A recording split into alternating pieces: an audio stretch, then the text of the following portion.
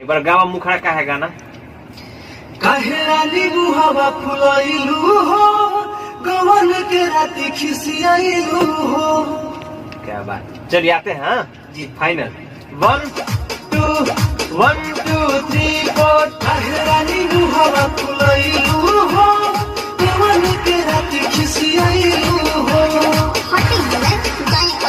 1 2 3 4। काहे रानी मुहावा फुलाइलू हो, गवन के राती खिसियाइलू हो।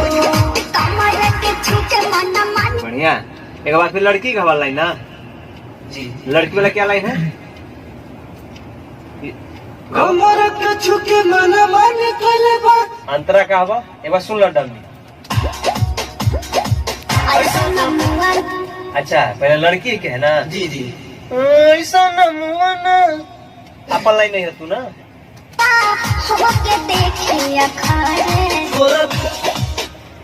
सर अच्छा ठीक है, छोड़वे तू बोला।